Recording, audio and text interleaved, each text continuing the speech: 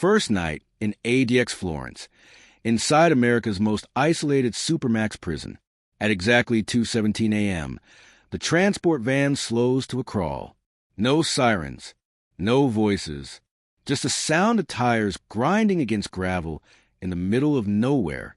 There is no sign announcing where this road leads. No welcoming lights. Only a black outline rising from the Colorado desert. Concrete stacked on concrete, ringed with fences that hum quietly with electricity. This is ADX Florence, the prison the system built when every other prison failed. Inside the van sits a man whose name once filled courtrooms and headlines.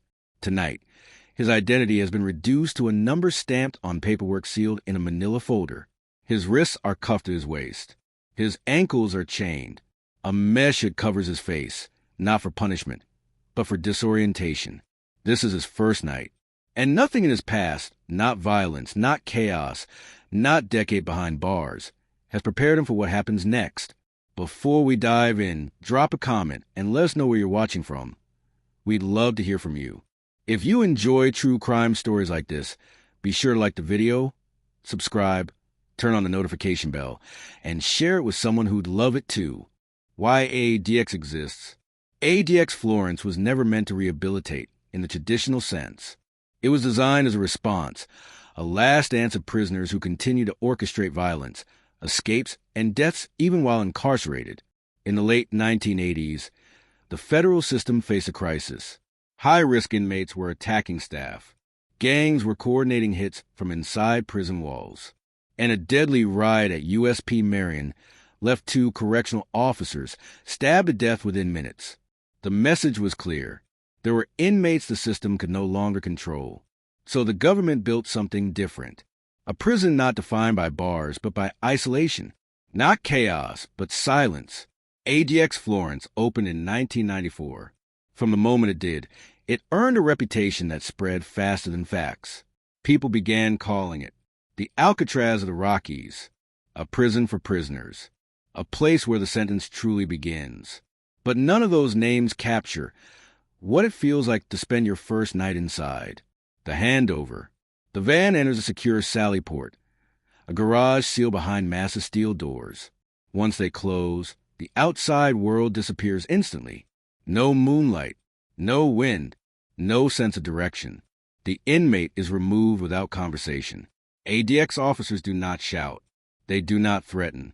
They speak in short, flat instructions, delivered with the calm of people who know resistance is useless here. The cuffs stay on. The chains stay tight. This is intentional. From the moment an inmate enters ADX, control is absolute. Every movement, every pause, every breath is accounted for. The message begins immediately. You do not move unless we allow it. Stripping identity. The first stop is not a cell. It is intake. Clothes are removed. Personal effects are cataloged. Fingerprints taken again, even if they've been taken 100 times before. ADX does not assume anything. It confirms everything. A medical check follows. Brief, clinical, impersonal. No small talk, no reassurance. Then comes a uniform. Plain, loose, designed for safety, not comfort. There are no mirrors in this room. For the first time, the inmate realizes something unsettling. He does not know what he looks like anymore. At ADX, even self-perception begins to fade. The walk, the escort to the cell, is deliberately slow, not because the distance is long, but because the route is confusing. Corridors curve without logic. Doors open, close, lock, then unlock again. Every intersection looks identical. This is not accidental architecture. ADX was designed to erase spatial awareness. Inmates are not supposed to know where they are. They are not supposed to understand the layout. They are not supposed to imagine escape. By the time the walk ends, minutes feel like hours. Then the escort stops. A door waits at the end of the hall. The cell. The door opens inward, solid steel. Inside is the cell. 7 by 12 feet. Concrete walls. Concrete floor. Concrete ceiling. The bed is poured into the structure itself. So is the desk. So is the stool. Nothing can be moved. Nothing can be broken. Nothing can be used as leverage. A narrow slit near the ceiling lets in light, but no view. A second slit, thinner still, serves as a window to the outside world. The toilet and sink are one unit. The water pressure is controlled from outside the cell. There are no bars. There does not need to be. The door closes, and for the first time since arriving, the inmate is alone. Zero contact. At ADX, solitary confinement is an understatement. Inmates spend approximately 23 hours a day in their cells, sometimes more. Human interaction is reduced to procedures. Food arrives through a slot. Orders are given through the door. You rarely see another inmate, and when you do, they are blurred by distance walls and rules that prevent speech. This is called administrative maximum. But the lived experience is something else entirely. Silence here is not peaceful. It is heavy. It presses inward. And on the first night, the silence becomes impossible to ignore. The sound you didn't expect. Most people think ADX is completely quiet. It isn't. There's a low mechanical hum that never stops. Ventilation, electronics, systems working behind the walls. Occasionally, metal clicks somewhere far away. A door locking. A gate sealing. What you don't hear is conversation. No laughter. No arguments. The absence of human noise is what unsettles the mind. For the first time, the inmate realizes something terrifying. There will be no distractions here. No chaos to hide in. No rivals to focus on. No movement to track. Only thoughts. Night falls without darkness. Lights at ADX never fully turn off. They dim, but they remain. There's no clear signal that night has arrived. The body expects routine. The mind expects closure. Neither comes. This is deliberate. Former inmates would later describe the first night as a psychological collision. Exhaustion without rest. Fear without immediate threat. You lie on the concrete bed. You stare at the ceiling. And you wait. For sleep. For morning. For anything. The realization. Sometime during that first night, a realization settles in. This place is not about time. It is about endurance. ADX does not break inmates quickly. It erodes them slowly. Minutes stretch. Thoughts loop. Memories replay without permission. And just as exhaustion begins to take hold, a voice echoes faintly from somewhere down the corridor. Not words, just a sound. A reminder. You are not the only one buried here. Dawn without morning. Morning at ADX does not arrive with sunlight spilling across the floor. There is no window wide enough to announce a new day. No birds. No weather. No warmth. Instead, morning is signaled by sound. Metal. A mechanical click as the food slot opens for the first time. The tray slides in without ceremony. No greeting. No eye contact. Just calories calculated to sustain a body in near total isolation. Powdered eggs. Bread. A carton of milk. To an outsider, it looks ordinary. To someone inside ADX, this moment carries weight. This is proof that time is moving, even if it feels frozen. For first-night arrivals, it also marks a realization. You survive the night. But survival here is not victory. It is a beginning of adjustment. Controlled movement. After breakfast, the lights brighten slightly. Not enough to feel human, just enough to keep circadian rhythms from fully collapsing. An announcement comes through the speaker. Flat, neutral, automated. The inmate is instructed to prepare for movement. This does not mean freedom. It means transfer from one enclosed space to another. The door opens. Restraints are applied again. ADX policy requires multiple points of restraint for nearly all inmate movement, especially for those newly arrived. Waist chain, handcuffs, leg irons. The process is slow, methodical, and relentless. At ADX, movement is privilege, not routine. The word yard, suggests open space. At ADX, the yard is a myth. What actually exists is a solitary recreation enclosure, often referred to by inmates as a dog run. Concrete walls rise on all sides. The ceiling is mesh steel. The sky appears only as a square, cropped and distant. No equipment, no grass, no benches, just enough space to walk in circles. This is the 1 hour designed to prevent the body from deteriorating completely. For new inmates, the shock is immediate. They expected isolation, but not this kind. There is no social benefit here, no sense of community. It is movement without connection. The architecture of observation, every cell, every corridor, every enclosure. Watched. ADX Florence is one of the most surveilled environments on Earth. Cameras are embedded subtly, often invisible to the inmate.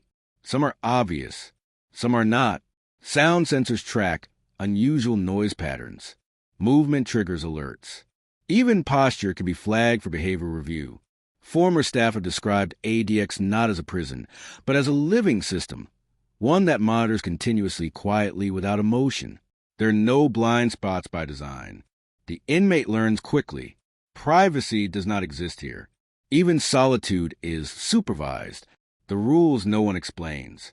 Unlike other prisons, ADX does not sit inmates down for a full orientation. There is no long explanation. No handbook handed over with advice. You are expected to learn by observation, by consequences. Speak too loudly, privileges disappear. Refuse a command, movement privileges are restricted. Show agitation, psychological observation increases. At ADX, discipline is subtle, but relentless. Inmates are not punished for breaking rules they don't know. They are simply adjusted. And the system watches what that adjustment does to them. Why some never leave. Officially, ADX Florence is not intended to be permanent for most inmates. There's a step-down program, a system designed to gradually reintroduce limited human contact and freedom. But reality is harsher.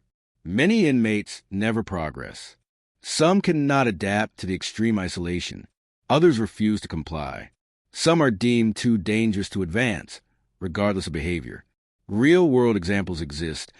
Men who arrived believing ADX was temporary, only to spend decades inside. For them, the first night never really ends. It just stretches indefinitely. The mental shift. Within days, a mental shift begins. The inmate starts to mark time in different ways. Meals instead of hours. Light changes instead of days. Shoes on the corridor instead of visits. Memory becomes sharper and more painful. Past conversations replay. Faces blur together.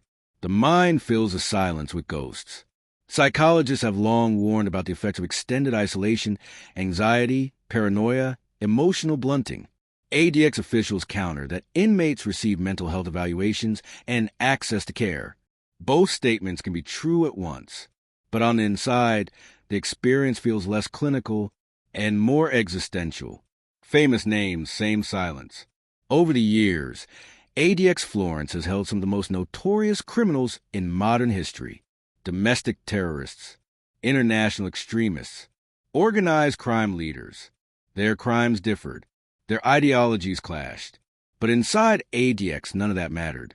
Each man occupied the same size cell, ate the same food, endured the same silence.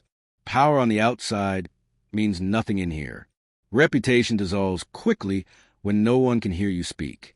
The first letter.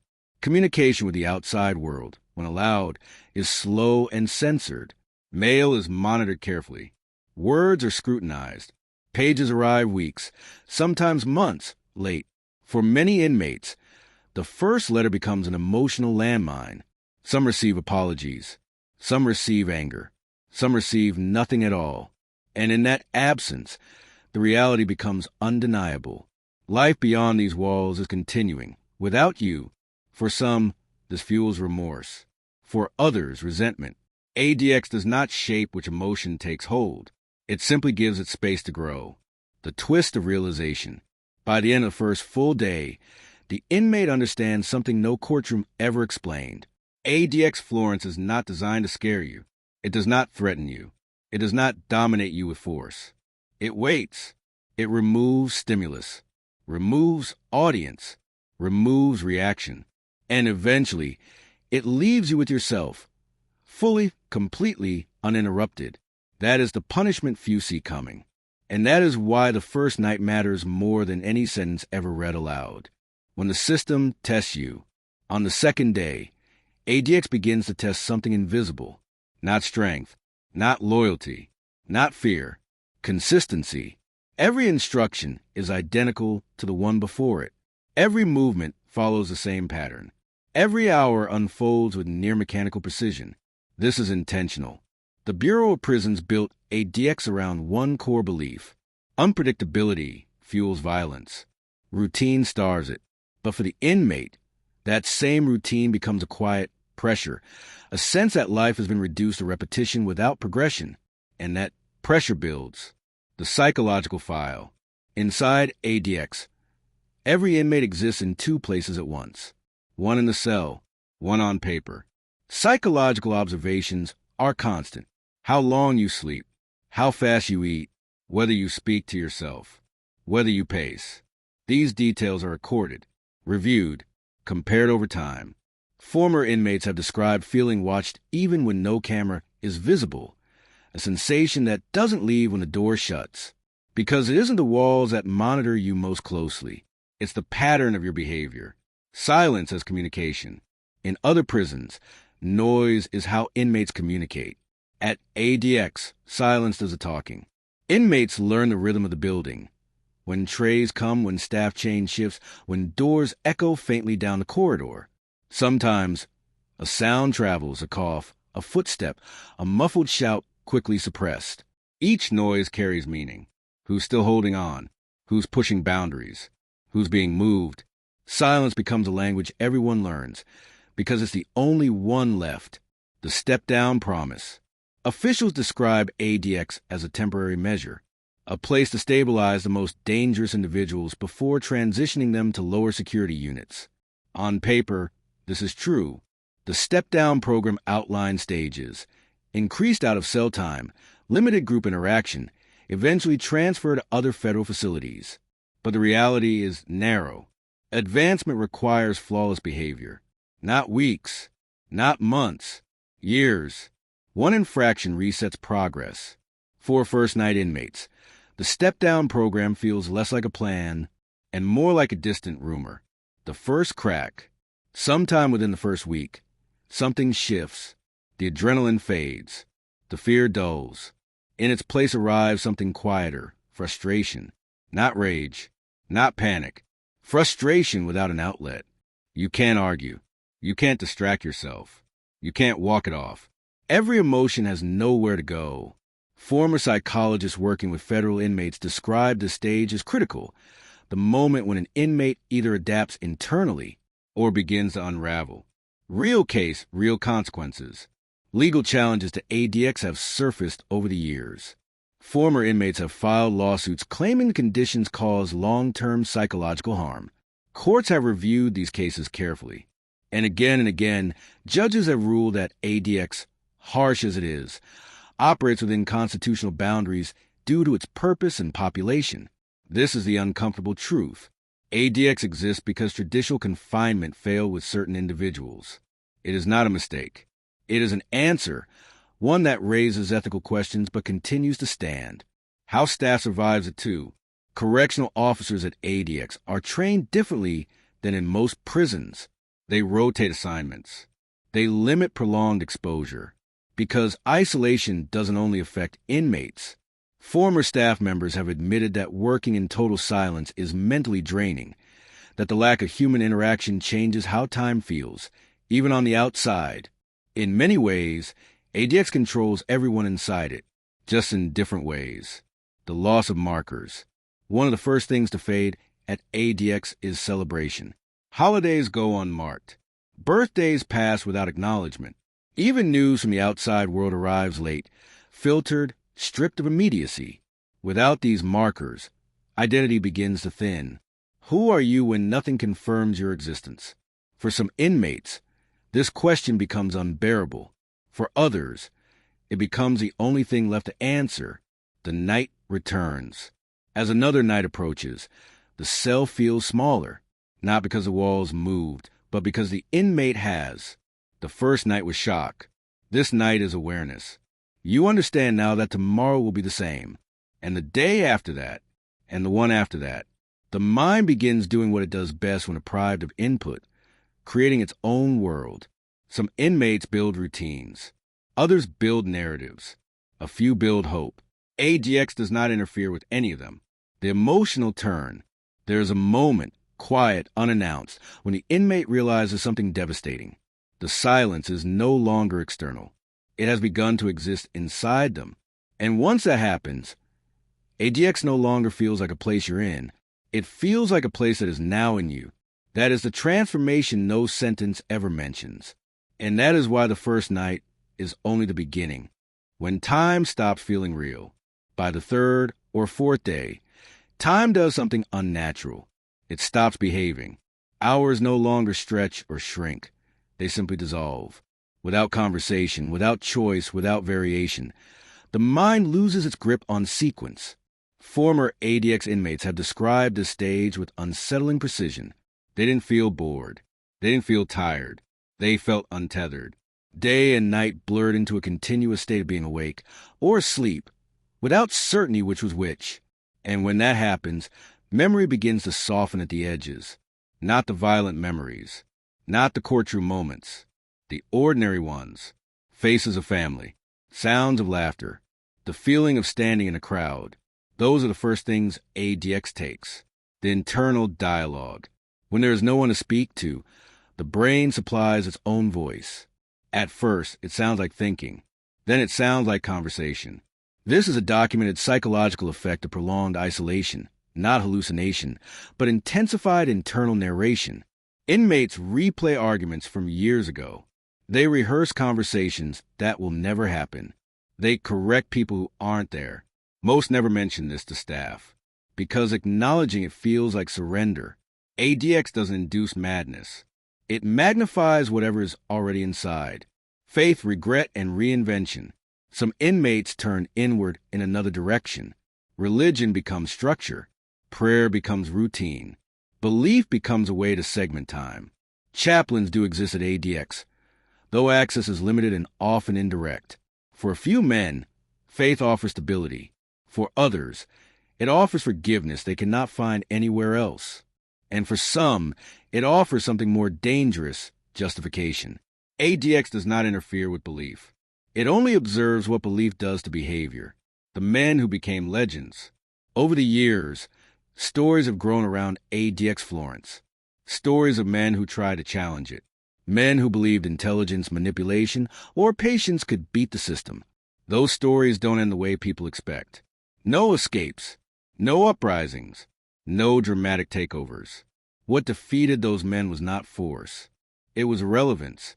When no one reacts to you, power evaporates. Inside ADX, legend dies quietly. Family from a distance. Phone calls, when allowed, are rare and monitored. Voices crack through poor audio quality. Words are chosen carefully. Families struggle to understand what ADX is really like. How bad can it be? They ask. There are no bruises. No scars. What they can't hear is the silence between sentences, the weight behind pauses. For many families, ADX doesn't feel like incarceration. It feels like slow disappearance. The long ones. Some inmates leave ADX after years. Others never do. Medical files eventually replace hope. Age softens bodies, but not walls. Men arrive in their 30s and grow old under constant light, constant monitoring, constant quiet. For them, release is no longer the goal. Stability is. ADX doesn't measure success by transformation. It measures it by containment. The question no one answers. Outside these walls, debates continue. Is ADX necessary? Is it ethical? Is it humane? Experts argue in studies and courtrooms. But inside the cell, those debates mean nothing. The inmate is left with a simpler question, one no judge ever asked. Who am I when no one is watching me perform? ADX doesn't answer that question. It forces you to. The return to the first night. Every inmate remembers their first night, not because it was the worst, but because it was the last moment of uncertainty. After that night, you understand the rules, the rhythm, the reality. The fear doesn't vanish. It transforms into endurance. And endurance is what ADX demands above all else. What ADX really is ADX Florence is not designed to make you better. It is not designed to punish publicly. It exists to make violence impossible. And in doing so, it reveals something unsettling about the human mind, that silence, when absolute, is more powerful than chains. Steel contains the body. Silence reshapes the self. Final emotional punch. Somewhere inside ADX tonight, a man is lying on a concrete bed. He knows where he is now. He knows what this place does. And as the lights dim, never fully off, he understands a truth no one told him before arrival. The first night wasn't meant to break him. It was meant to introduce him to a version of himself no one else will ever meet. And in ADX Florence, that version may be the only one that survives. Closing the silence. ADX Florence doesn't end with a slam of a door. It doesn't announce itself with violence or noise. It ends the way it begins, quietly. For the inmates inside, there is no dramatic countdown, no clear finish line. Just days that resemble nights, and nights that feel endless. Some will eventually leave these walls. Others never will. But every person who passes through ADX carries something out with them. A reshaped sense of time, a deeper understanding of solitude, and the knowledge of what the human mind becomes when stripped of everything familiar. This place exists because society decided there are boundaries that cannot be crossed. Lines that once passed require absolute containment. Whether ADX is justice, necessity, or something in between, that debate continues outside. Inside, the silence remains. And somewhere tonight, another first night begins. If this story changed the way you think about incarceration, drop your thoughts in the comments. If you want more real-life prison documentaries like this, remember to like, subscribe, and turn on notifications so you never miss what's coming next. Because some stories aren't meant to entertain. They're meant to stay with you long after the screen goes dark.